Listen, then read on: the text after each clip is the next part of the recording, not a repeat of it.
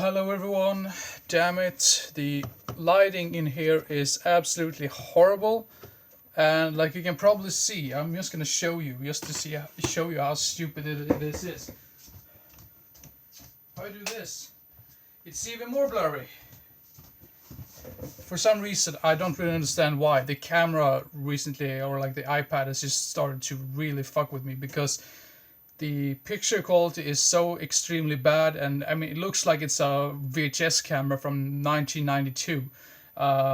Yeah, sorry for my little rant there. It's just this is just really keep bugging me, but I hope you still enjoy my videos, even though you'll have to put up with this awful picture quality. But yeah, that's how it goes sometimes. Enough with the rant. Now to the to the main event of this video, which is going to be the top 5 of the month of November. All these 5 films I've never seen before, but I've been a big fan of all of these. So yeah, all of these are recommended. So I'm gonna start right away with number 5. Watch these films for the very first time. I'm sort of ashamed of myself because I am a big 80s fan in general, and I had never seen any of these films before. But Fletch and Fletch Lives. Now the film that gets the number 5 spot is the first one, of course, Fletch. I thought this sequel was very lackluster. I thought it was maybe it was the location or like the storyline. I just thought it was all over the place, and I just didn't care too much about that.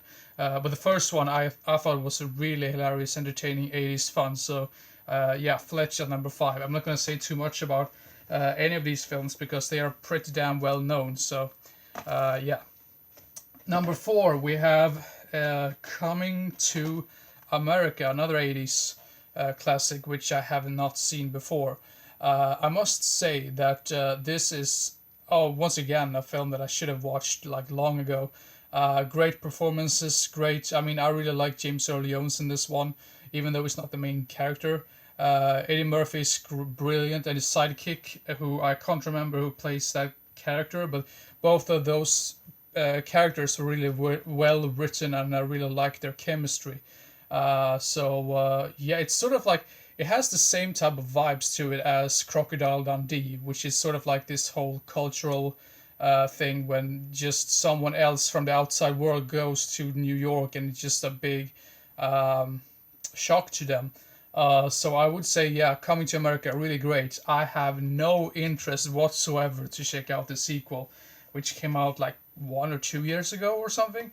Once again, when it comes to that, I mean, why would you not remake, why would you make a sequel to such a classic film for so many years afterwards? I mean, it should have been, if they would have made a sequel to this, it should have been made in like 89 or 90 or 91, but not after that. So yeah.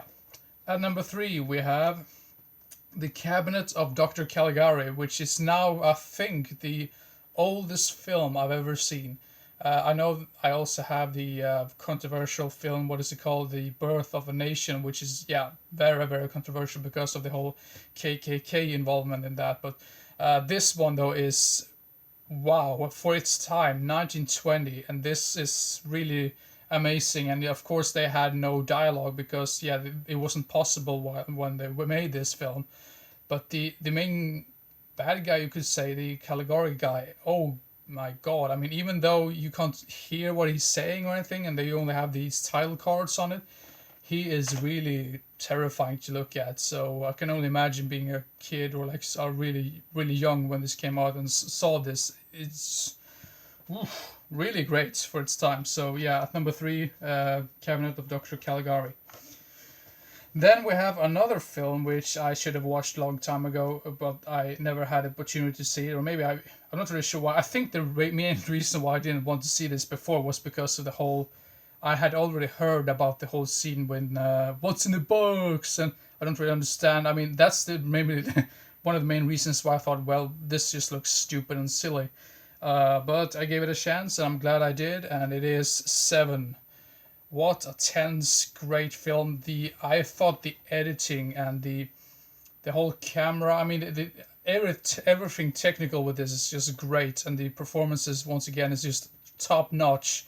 And I would probably say, I mean, I've never been a like the biggest fan ever of Brad Pitt, but damn, this has to be one of his best performances ever.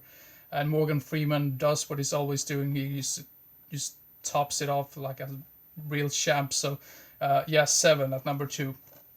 The reason why I don't talk too much about these titles in general is because these are pretty damn well known, and I think most people have already seen these films if you are a movie fan. So yeah. So the next one at number 1, we have The Martian with Matt Damon.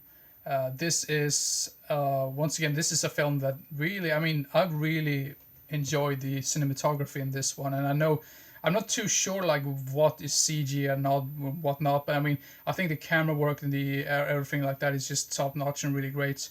The acting by Matt Damon, I mean, he steals the show. He's the main event of this whole entire film. Just how would you react if you just got stranded on Mars and you know you pretty much will die there? Oh God! But he still keeps his hope for being rescued, I guess.